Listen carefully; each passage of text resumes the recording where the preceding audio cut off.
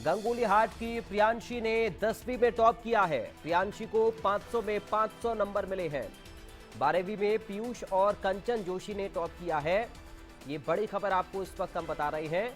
10वीं और 12वीं के रिजल्ट को लेकर यह खबर। अल्मोड़ा के पीयूष ने मैदान मारा है। 10वीं का रिजल्ट 89.14% रहा। 12वीं का रिजल्ट 82.63% रहा है। 2 लाख से ज्यादा स्टूडेंट का इंतजार अब खत्म हो गया है इन नतीजों के साथ। गंगोली हाट की प्रियांशी ने 10वीं कक्षा में टॉप किया है। प्रियांशी को 500 में 500 नंबर मिले हैं। 12वीं में पीयूष और कंचन जोशी ने टॉप किया है। 2 लाख से ज्यादा स्टूडेंट का इंतजार खत्म हुआ है इन नतीजों के साथ में। ये बड़ी खबर आपको बता रहे हैं। उत्तराखंड बोर्ड के 10वीं और 12वीं के नतीजे घोषित हो गए हैं। संवाददाता अंशुल नेगी हमारे साथ, चलिए माफ करिएगा, हमारे साथ अंशुल नेगी इस वक्त लाइव जुड़ गए हैं, जिनसे हम थोड़ी देर में बातचीत करेंगे।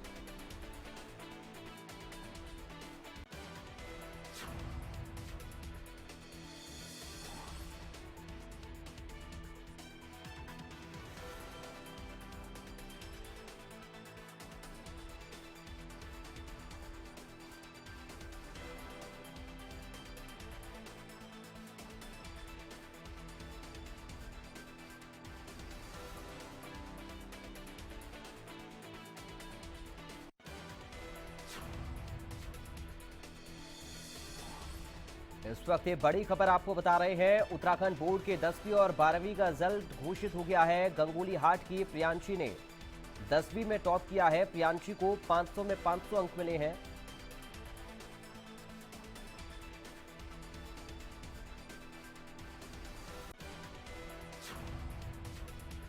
शासन को किस तरह से जो है लिखा जा रहा है जिससे और उज्जवल भविष्य बन सके, क्योंकि देखिए कंपटीशन दिल्ली या बड़े शहरों से है, वहां पर बहुत ज्यादा हाई टेक्नोलॉजी की शिक्षाएं हैं, तो उस और कैसे जो है बच्चे उससे कंपटीशन कर सकते हैं भविष्य के लिए, वो एक संदेश है। देखिए, प्रैक्टिकल जहां जहां आवश्यक है वहां बहुत होनी चाहिए, और ये बोर्ड का मैंडेट नहीं है, ये तो हमारे डायरेक्टरेट का, शिक्षा विभाग का मैंडेट है।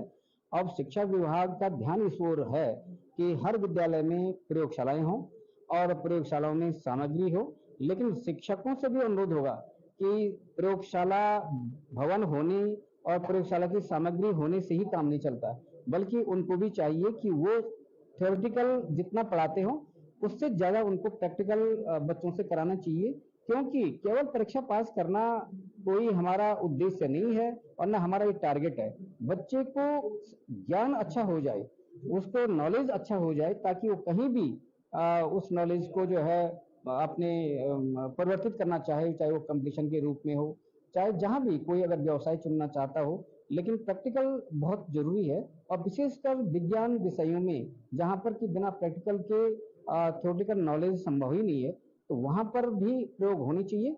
और विभाग निरंतर प्रयासरत रहे कि हर जगह जहां पर प्रयोगशाला नहीं है वहां पर प्रयोगशालाएं दी जा रही हैं, निर्माण किया जा रहा है। तो मैं समझता हूं कि आने वाले समय में हर विद्यालय में प्रयोगशाला होंगी। सर, सब्जेक्ट से सिलेबस से बाहर के प्रश्न कई बार आते हैं रहे हैं पिछले वर्षों में, इस वर्ष भी ऐसी प्रॉब्लम आई है, तो भविष्य के लिए क्या सुधार? देखिए, ये बात उठी है कि सिलेबस से बाहर, वैसे मैं आपको बता दूं कि सिलेबस से बाहर कुछ नहीं होता है। मैंने कहा नहीं कि डिफिकल्टी लेवल हो गया होगा, क्योंकि गुरुजनों ने हमको एक आदत पड़ी हुई है कि जिस प्रकार से किताबों में प्रश्न उत्तर हैं हम उस तरह की तैयारी करते हैं।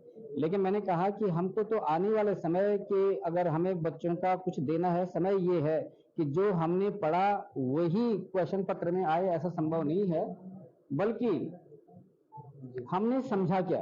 देखिए, बच्चे जो है रटने की प्रवृत्ति रखते हैं, लेकिन बच्चों को रटना नहीं है बल्कि उनको समझना है।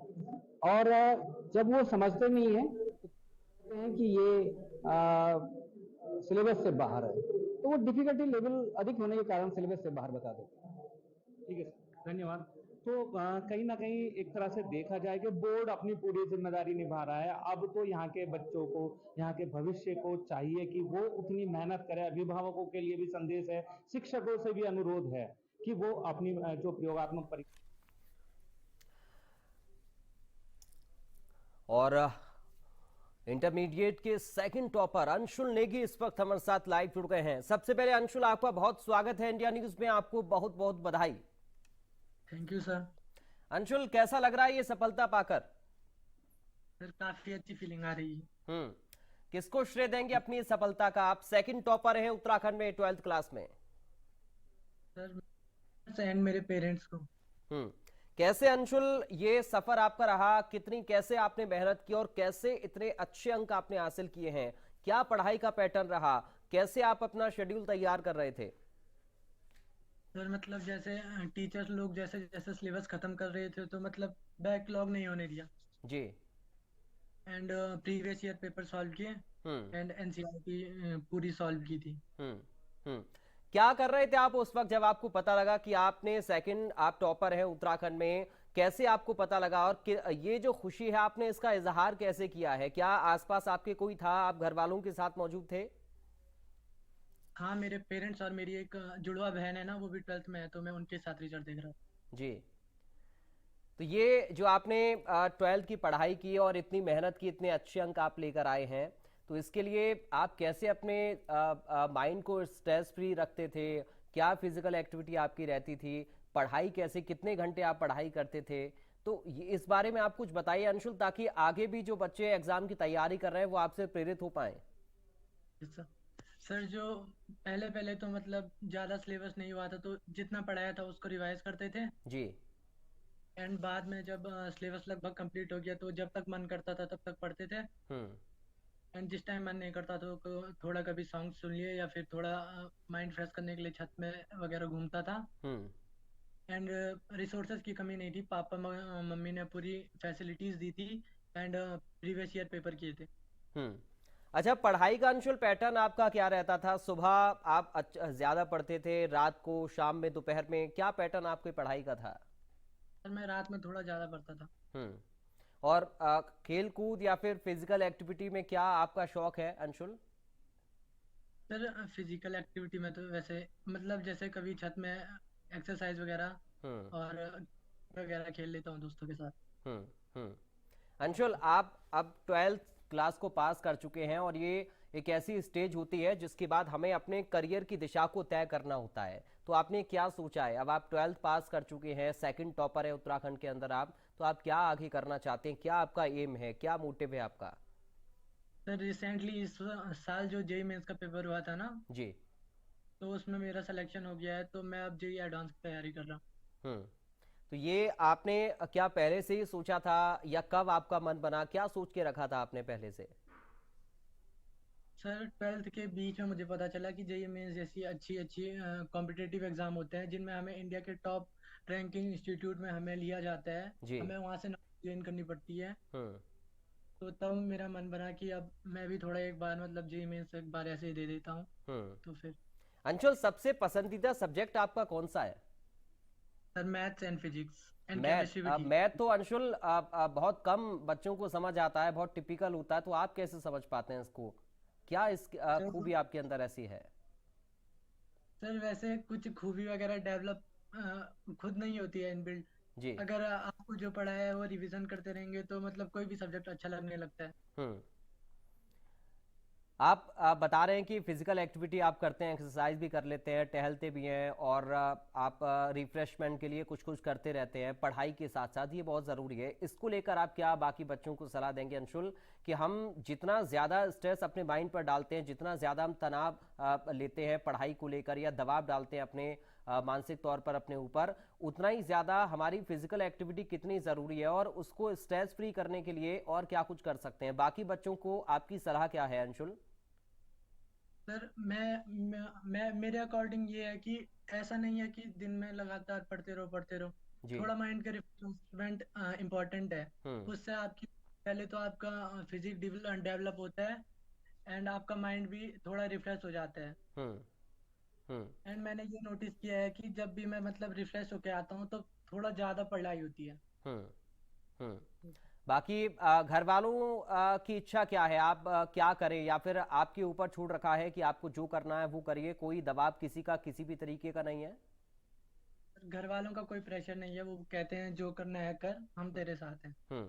और पढ़ाई को लेकर कितना सपोर्ट किस किस ने आपको किया?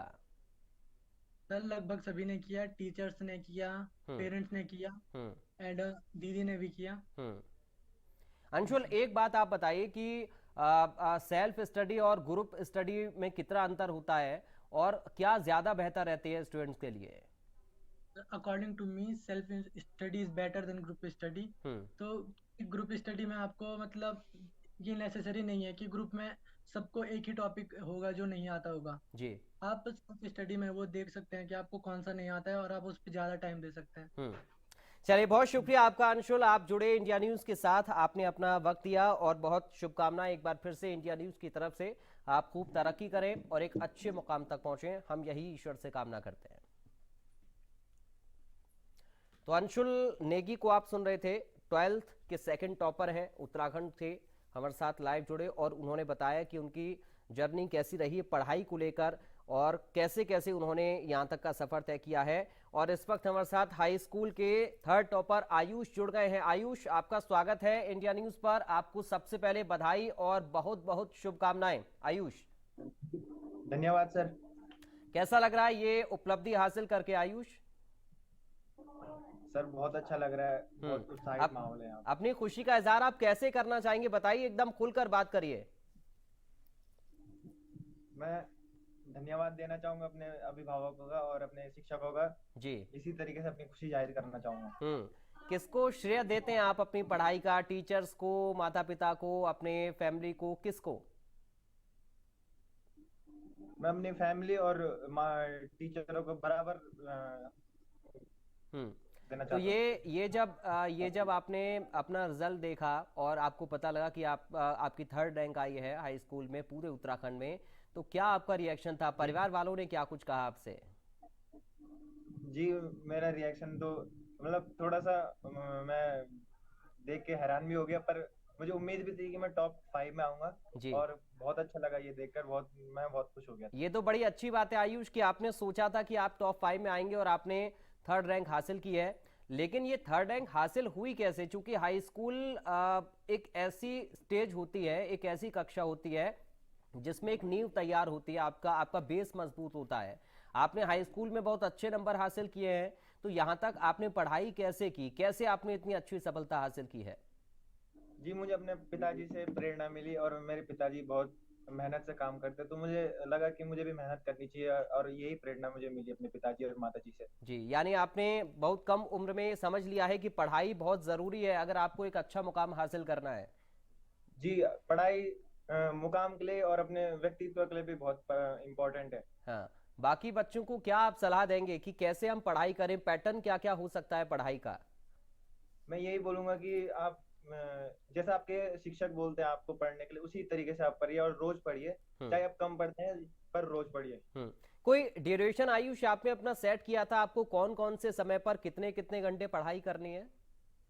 जी, मेरा था मैथ है ना, मैथ तो मैं ट्यूशन में कर लेता था जी। और साइंस है, साइंस तो मेरा रुचि वाला सब्जेक्ट था। हाँ। तो मैं उसे अच्छा, आपको साइंस बहुत अच्छा लगता है? जी। और मैथ कैसा लगता है आपको? मैथ मतलब वो भी अच्छा लगता है, पर लेकिन साइंस में आपका इंटरेस्ट काफी अच्छा है। हाँ जी। तो अब क्या सोचा है आपने? अभी तो आपको 12th भी क्लियर करना है, फिर आपको आगे क्या करना है आयुष? मुझे मेडिकल लाइन में जाना है और डॉक्टर बनना है। अच्छा, तभी आपको साइंस अच्छा लगता है, इसीलिए आपकी क्यूरियोसिटी उसमें बहुत ज्यादा है। जी, फिजिक्स, केमिस्ट्री, बायो। तो आप एक डॉक्टर बनना चाहते हैं आप? Yes sir. तो क्या ये आपने सोचा डॉक्टर बनने के लिए या फिर घर वालों का कोई प्रेशर है आपके ऊपर? नहीं, घर वालों का कोई प्रेशर नहीं है। मैंने अपने गांव में देखा, वहाँ पे मतलब थोड़ा सा डॉक्टर की भी कमी है, तो अपने गांव के देखते हुए मुझे प्रेरणा मिली कि मुझे भी डॉक्टर बनना है और अपने गांव में सेवा करनी है। आयुष, आपकी उम्र बहुत ज्यादा नहीं है, लेकिन आपकी सोच बहुत बड़ी है और आप जो बता रहे हैं वो वाकई में एक प्रेरित करने वाला है दूसरे स्टूडेंट्स को कि कैसे हम जो समाज में देख सकते हैं, हम जिस कमी को महसूस करते हैं, हम उस कमी को दूर करने के लिए अपने आप को इतना सशक्त बना लें। तो क्या आप जो समाज में आपने देखा, जो अपने गांव में देखा, डॉक्टर्स की कमी या कैसे हम डॉक्टर्स के जरिया लोगों को सेवा दे सकते हैं, क्या आपकी यही सोच है कि आप कैसे समाज सेवा करें, एक सेवा के कार्य से जुड़ पाएं? जी, भारत माता की मेरी सेवा करना मेरा पहला धर्म है और मैं अपने गाँव की सेवा करना चाहता हूँ डॉक्टर बनकर। ये मेरा ही सपना है। ये बड़ी अच्छी बात है आयुष, और मुझे लगता है कि आपका जो सपना है इस पर आपके माता पिता भी गर्व करते होंगे कि आपने इतनी बड़ी सोच इतनी कम उम्र में रखी है। लेकिन आयुष, बड़ी मेहनत करनी पड़ती है एक अच्छा मुकाम हासिल करने के लिए, पढ़ाई करनी पड़ती है। पढ़ाई के लिए आप अपने दिमाग के ऊपर बहुत ज़्यादा दबाव भी डालते हैं, तनाव भी होता है, तो कैसे इस तनाव से आप दूर रहते हैं? मैं अपने तनाव से अपने माता पिता से बातचीत कर लिया करता था, अपने भाइयों से थोड़ा हंसी मजाक कर लिया करता था और कभी कभी फुटबॉल खेलने जा लिया करता था यहाँ पे ग्राउंड में। लेकिन आयुष, आजकल के बच्चे तो मोबाइल में ज्यादा लगते हैं। आप माता पिता या भाइयों से, बहनों से, अपने घर वालों से बात करना पसंद करते हैं, ये तो बड़ी अच्छी बात है। जी, मेरा मोबाइल की तरफ इतना रुझान नहीं है। अगर किसी को भी मोबाइल छोड़ना है तो थोड़ा सा माहौल में घुलना मिलना पड़ेगा, तभी मोबाइल छूट सकता है, नहीं तो अकेले ऐसे फोन देखने में तो फिर आदत खराब हो जाती है। यानी आप इस बात को अच्छे से मानते हैं और समझते भी हैं कि आजकल जो गैजेट्स का इस्तेमाल लगातार स्टूडेंट कर रहे हैं उससे मानसिक स्थिति भी खराब होती है और आप अपनों से भी दूर हो जाते हैं। बेहतर है कि अपनों से बातचीत करें। जी, अपने से बातचीत करनी। और खेल में आप बता रहे हैं फुटबॉल आपको पसंद है, किसके साथ खेलते हैं आप फुटबॉल, और क्या क्या समय आपका खेलने का रहता है? जी, मेरे साथी हैं, क्लास के साथी है और मेरे अगल बगल के पड़ोसी के दोस्त भी हैं, जिनके साथ हम फुटबॉल खेला करते थे और दोस्त थे। तो क्या थोड़ा तनाव कम करने के लिए आयुष आप फुटबॉल खेलते हैं या आपका शौक है ये? नहीं, मेरी शौक है, मतलब थोड़ा सा फुटबॉल फिजिकल के लिए खेलना। हाँ, यानी फिजिकल एक्टिविटी भी हो जाती है और आपका शौक भी पूरा हो जाता है और पढ़ाई भी अच्छे से हो जाती है, मेंटल आपको बहुत ज्यादा मानसिक तनाव नहीं होता है। जी। चलिए, तो अब बाकी छात्रों के लिए क्या आप कुछ बताएंगे, सलाह देंगे, कुछ उनको प्रेरणा देंगे कि आप कैसे पढ़ाई करें, कैसे आगे बढ़ें और किस सोच के साथ अपने मुकाम तक पहुंचे? मैं ये सलाह दूंगा कि आप 5 सब्जेक्ट को 6 के 6 सब्जेक्ट को एक बनाकर चलिए। ऐसा नहीं कि किसी को कम किसी को ज्यादा, बराबर दीजिए टाइम और रोज पढ़िए, चाहे आप थोड़ा सा पढ़ रहे हैं पर रोज पढ़िए। आयुष, एक और आखिरी सवाल छोटा सा, क्या आप गाने सुनना पसंद करते हैं? क्या आप खाने में पसंद करते हैं? जरा ये भी बताइए हमें, हमारे दर्शकों को। जी, मैं गाना सुनना पसंद करता हूँ क्योंकि उन गानों से मुझे थोड़ा सा मेंटल पीस भी मिलता है। ये बहुत जरूरी है, अपने मानसिक तौर पर हम कैसे स्वस्थ रह सकते हैं, ये सबसे ज्यादा जरूरी पढ़ने वाले बच्चों के लिए। बहुत शुक्रिया आयुष, आपका जानकारी और इस पूरी बातचीत के लिए एक बार फिर से शुभकामनाएं, आपको बधाई। और हम ये उम्मीद करते हैं कि आपने जो सपना देखा है अपने गांव की सेवा करने का, एक डॉक्टर बनकर, वो जरूर पूरा हो।